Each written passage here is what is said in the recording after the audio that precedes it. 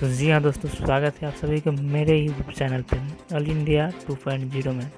तो आज हम बताने जा रहे हैं जो भोजपुरी के बहुत ही ज़बरदस्त सॉन्ग आने वाला है, जिसका सिंगर है नीलकमल सिंह और प्रियंका सिंह। तो गाना का टाइटल